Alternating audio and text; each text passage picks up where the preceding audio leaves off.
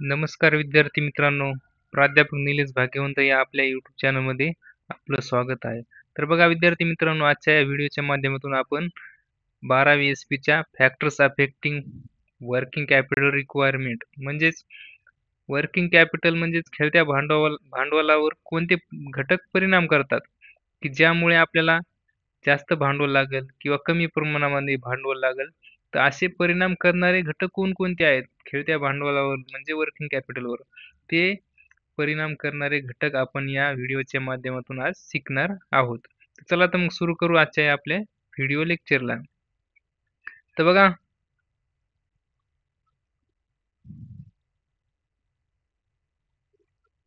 त्यामध्ये आहे बघा सगळ्यात अगोदरचा घटक एक नंबरचा नेचर ऑफ बिझनेस. तर बघा व्यवसायाचं स्वरूप कसं आहे, नेचर कसं आहे, व्यवसाय कोणत्या प्रकारच्या वस्तू तयार करत आहे. तर त्या नेचरचा पण काय होतो त्या व्यवसायाच्या वर्किंग कॅपिटलवर परिणाम होतो. जर समजा डेली नीड प्रोडक्ट्स म्हणजे दैनंदिन जीवनामध्ये जे काही आवश्यक असणारे वस्तू आहेत, त्या जर व्यवसाय तो तयार करत असेल, तर त्यांना काय होणार, रोज त्या वस्तूंची विक्री होणार आणि जे काही पैसा त्याच्या प्रोडक्शनमध्ये गुंतवलेला आहे, तो परत रिटर्न येणार आणि त्यांना वर्किंग कॅपिटलची जास्त आवश्यकता भासणार नाही. परंतु जर लक्झरी गुड्स असतील, जे की खूप महाग असतात आणि फक्त जे काही बिझनेसमॅन जास्त पैसेवाले लोक आहेत तेच यूज करतात. तर अशा वस्तू जास्त विकल्या जात नाहीत. रोजची रोज त्यांची सेल्स होत नाही. 2 महिन्याला, 1 महिन्याला अशी सेल्स होते. म्हणून या लक्झरी गुड्ससाठी जो काही पैसा लागलेला असतो, तो आपल्याला लवकर रिटर्न मिळत नाही. तर त्या वेळेस काय होते, त्या वस्तूसाठी वर्किंग कॅपिटल जास्त लागते. म्हणजेच जो काही व्यवसाय आहे, तो कोणत्या प्रकारची वस्तू प्रोडक्शन करत आहे. डेली नीड्स असतील किंवा लक्झरी गुड्स आहे, की ज्यांना सीझनल विक्री केल्या जातात. अशा वस्तूची जर विक्री प्रोडक्शन घेत असेल, तर त्यावेळेस व्यवसायाचे स्वरूप हे काय करते, त्या व्यवसायाच्या वर्किंग कॅपिटलवर खूप प्रमाणात परिणाम करते. त्यानंतर आहे व्यवसायाचा आकारमान. आता साइज ऑफ बिझनेस साहजिकच आहे, जर छोटा व्यवसाय असेल तर काय होणार, त्याला कमी प्रमाणामध्ये वर्किंग कॅपिटल लागणार, कारण की त्याचं प्रोडक्शन कसं असणार, कमी प्रमाणामध्ये असणार, सेल्स कमी प्रमाणामध्ये असणार, रॉ मटेरियल खरेदी करण्यासाठी कमी पैसे लागणार. म्हणून स्मॉल स्केल जर बिझनेस असेल तर त्याला काय लागणार, कमी प्रमाणामध्ये वर्किंग कॅपिटल लागणार. आणि जर मोठा व्यवसाय असेल, लार्ज स्केलमध्ये जर बिझनेस केला जात असेल, तर त्याला काय लागणार, जास्त प्रमाणामध्ये वर्किंग कॅपिटल लागणार, कारण की त्यांना प्रोडक्शन जास्त प्रमाणामध्ये करावं लागतं, डिमांड जास्त असते, सेल जास्त असतं. म्हणून त्यांना जे काही ऑपरेशन्स आहेत, डे टू डे ऑपरेशन आहे प्रोडक्शनचं, त्याच्यासाठी जास्त प्रमाणामध्ये वर्किंग कॅपिटलची आवश्यकता लागते. तर अशा प्रकारे साईज ऑफ बिझनेस हा पण काय करतो, त्याच्यावर परिणाम करतो. त्यानंतर आहे व्हॉल्यूम ऑफ सेल्स, विक्रीचे प्रमाण. आता विक्री किती प्रमाणामध्ये होत आहे, कमी होत आहे, जास्त होत आहे, तर त्याचं जे काही प्रमाण आहे, व्हॉल्यूम ऑफ सेल्स आहे, त्याचं पण काय होतो, वर्किंग कॅपिटलवर परिणाम होत असतो. समजा आपण प्रोडक्शन केलं, भरपूर स्टॉक केलेला आहे प्रोडक्शन करून, पण विक्रीच होत नाही. तर विक्रीच नाही झाली, तर ते आपण इन्व्हेस्ट केलेले आहे प्रोडक्शनमध्ये, ते रिटर्न येणार नाहीत पैसे आणि आपल्याला तोपर्यंत वर्किंग कॅपिटलची आवश्यकता लागेल. आणि जर डेली सेल्स होत असेल, डेली विक्री होत असेल, डेली आपले जे काही इन्व्हेस्ट केलेले पैसे आहेत रिटर्न येत असतील, तर काय होणार, आपल्याला कमी प्रमाणामध्ये वर्किंग कॅपिटल लागेल. जर समजा सीझनल बिझनेस असेल, तर त्या सीझननुसार त्याला काय करावं लागते, विक्री करावी लागते. सीझनमध्ये जसं की खरेदी करतो आपण, पावसाळ्यात छत्री खरेदी करतो, रेनकोट खरेदी करतो, हिवाळ्यामध्ये जॅकेट खरेदी करतो. तर तसा व्यवसाय असेल, तर त्यांना काय लागेल, जास्त प्रमाणामध्ये वर्किंग कॅपिटल लागेल, कारण की त्यांचं वस्तू कधी विकणार, त्या सीझनलाच. तोपर्यंत त्यांना वर्किंग कॅपिटल इन्व्हेस्ट करावं लागतं. म्हणून व्हॉल्यूम ऑफ सेल्स म्हणजेच विक्रीचं प्रमाण कसं आहे, ते पण काय करतं, वर्किंग कॅपिटलवर परिणाम करतं. त्यानंतर आहे प्रोडक्शन सायकल. बघा आता उत्पादन चक्र कशा प्रकारे त्या वर्किंग कॅपिटलवर परिणाम करतं. आता काय उत्पादन चक्रामध्ये काय असतं, आपण रॉ मटेरियल खरेदी करतो आपले कॅश इन्व्हेस्ट करून. त्यानंतर त्याच्यावर आपण प्रोडक्शन प्रोसेस करतो, वर्क इन प्रोग्रेस. त्यानंतर वस्तू तयार होते. आणि वस्तू तयार नंतर झाल्यानंतर आपण काय करतो तिला विक्री करत असतो. तर ही काय सायकल आहे. ही सायकल जर व्यवस्थित चालत असेल, तर काय होणार? आपल्याला वर्किंग कॅपिटल कमी किंवा जास्त प्रमाणामध्ये लागणार. जर प्रोडक्शन सायकल सेल्स जर झालं नाही, जर विक्रीच झाली नाही, तर काय होणार? प्रोडक्शन सायकल थांबणार.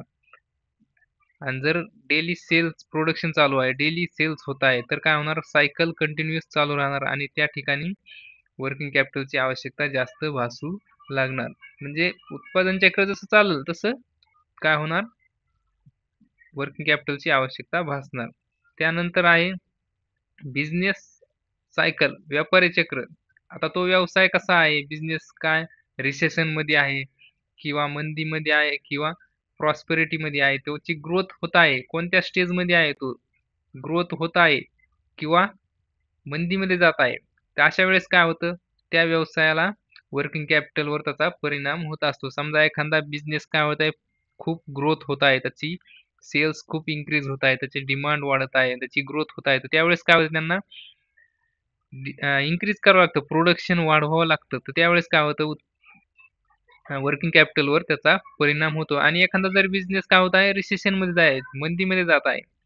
तर त्यावेळेस काय होतं? त्यांचं सेल्स कमी होत आहे. डिमांड घटत असते. म्हणून त्यांना प्रोडक्शन कमी प्रमाणामध्ये करावं लागतं. तो त्याचा परिणाम काय होतो? त्या वर्किंग कॅपिटलवर होतो आणि त्यांना कमी प्रमाणामध्ये त्या ठिकाणी वर्किंग कॅपिटल लागते. समजा सेल्स जर जास्त होत असेल, बिझनेस ग्रोथ होत असेल, तर काय होणार? जास्त वर्किंग कॅपिटल लागणार आणि जर कमी होत असणार तर कमी वर्किंग कॅपिटल लागणार. अशा प्रकारे बिझनेस सायकल पण त्याच्यावर परिणाम करते. त्यानंतर आहे terms of purchase and cells.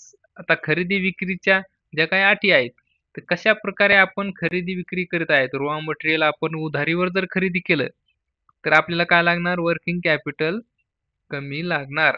आणि जर आपण प्रोडक्शन घेतलेलं जे काही आपलं वस्तू आहे, ती जर आपण उधारीवर जर विकली, तर आपल्याला वर्किंग कॅपिटल जास्त लागणार. कारण की आपण जर उधारीवर वस्तू विकली, तर जी काही आपण त्यामध्ये वस्तू तयार करण्यामध्ये पैसे गुंतवले आहेत, ते रिटर्न येण्यासाठी वेळ लागणार. म्हणून ती वस्तू तयार करण्यापर्यंत आपल्याला वर्किंग कॅपिटलची आवश्यकता लागणार. जर आपण वस्तूवर जर उधारीवर न विकता कॅश सेल जर केली, तर काय होणार?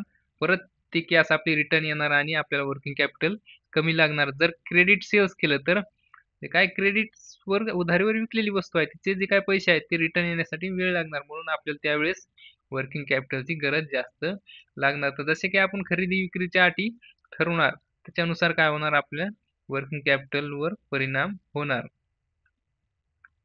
त्यानंतर आहे क्रेडिट कंट्रोल. आता जर आपण उधारीवर नियंत्रण ठेवलं, तर काय होणार? आपले पैसे जास्त गुंतून राहणार नाहीत. आणि जर आपण नियंत्रण नाही ठेवलं, तर आपले पैसे गुंतून राहणार आणि आपल्याला एक्स्ट्रा ॲडिशनल काय करावं लागेल? वर्किंग कॅपिटलमध्ये पैसे गुंतवावे लागतील.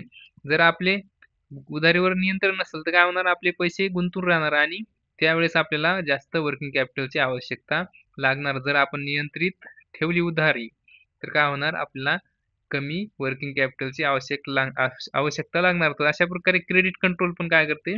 वर्किंग कॅपिटलवर परिणाम करते. त्यानंतर आहे growth and expansion of business. आता बिझनेसचा प्रगतीचा व विकासाचा वेग कसा आहे?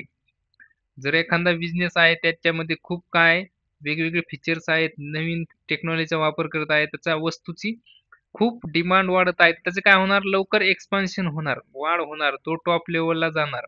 त्यावेळेस काय होणार? मग त्याला वर्किंग कॅपिटलची जास्त आवश्यकता भासू लागणार. जर आपल्या सेल्स जर वाढलं आपलं, तर आपल्याला काय होतं? एका प्लांटच्या जागी दुसरा प्लांट उभा करावा लागतो. नवीन फर्म सुरू करावं लागतं. त्यासाठी आपल्याला ॲडिशनल कॅपिटलची आवश्यकता लागते. त्या ठिकाणी प्रोडक्शन होणार. त्यासाठी वर्किंग कॅपिटल लागणार. जर प्रगती जास्त होत असेल, तर त्यावेळेस आपल्याला वर्किंग कॅपिटलची गरज पण जास्त भासू लागते. कारण की सेल्स वाढते, प्रोडक्शन वाढते. तर अशा प्रकारे growth and expansion of business पण काय करते? आपल्या वर्किंग कॅपिटलवर परिणाम करते. त्यानंतर बघा काय मॅनेजमेंट ॲबिलिटी. आता व्यवस्थापनाची कुवत कशी आहे? व्यवस्थापन आपण कशाप्रकारे करत आहोत? त्याचा पण काय होतं? आपल्या वर्किंग कॅपिटलवर परिणाम होतो. समजा उत्पादन व वितरण यामध्ये जर आपण योग्य समन्वय कोऑर्डिनेशन जर ठेवलं नाही, तर काय होणार? आपल्याला वर्किंग कॅपिटलची अडचण भासू लागणार आणि आपल्याला ॲडिशनल वर्किंग कॅपिटल ॲड करावं लागणार. जर आपण उत्पादन केलं आणि त्याचं व्यवस्थितरित्या जर वितरण केलं नाही आणि जर वितरण नाही झालं तर काय होणार? जे काय आपलं कॅश इन्व्हेस्ट केलेली आहे प्रोडक्शनमध्ये ती आपली रिटर्न येणार नाही आणि रिटर्न जर नाही आली लवकर तर आपल्याला ॲडिशनल वर्किंग कॅपिटलची आवश्यकता भासू लागणार. जर याला आपण योग्य प्रकारे कोऑर्डिनेट केलं तर काय होणार? आपण मॅनेजमेंट जर व्यवस्थित प्रकारे केलं प्रोडक्शन आणि डिस्ट्रिब्युशनचं तर काय होणार? आपल्याला खेळत्या भांडवलाची आवश्यकता कमी भासू लागणार आणि त्याच्यामध्ये जर मॅनेजमेंट व्यवस्थित नाही झालं तर जास्त आपल्याला वर्किंग कॅपिटलची आवश्यकता लागणार. अशा प्रकारे मॅनेजमेंट ॲबिलिटी पण काय करते त्याच्यावर परिणाम करते. त्यानंतर आहे एक्सटर्नल फॅक्टर्स. आता एक्सटर्नल फॅक्टर्स कोणकोणते असतात? जसे की वित्तीय संस्था आहेत, बँका आहेत. जर जरुरीच्या वेळेस ज्यावेळेस त्या बिझनेसला आवश्यकता आहे त्यावेळेस जर निधी उपलब्ध करून देत असतील, तर त्यावेळेस काय होते? त्या व्यवसायाला वर्किंग कॅपिटलची आवश्यकता कमी लागते. ज्यावेळेस लागेल त्यावेळेस जर त्यांच्या बँकेने त्यांना कर्ज दिलं वर्किंग कॅपिटलसाठी तर काय होणार त्यांना ॲडिशनल वर्किंग कॅपिटलची गरज कमी लागणार. असे बाह्य घटक पण काय करतात? एक्सटर्नल फॅक्टर्स पण वर्किंग कॅपिटलवर परिणाम करत असतात.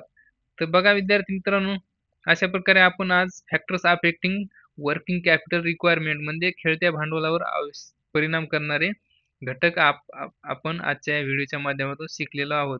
जर विद्यार्थी मित्रांनो व्हिडिओ आवडला तर लाईक करा, तुमच्या विद्यार्थी मित्रांना शेअर करा आणि आपल्या चॅनलला सबस्क्राईब करा. धन्यवाद.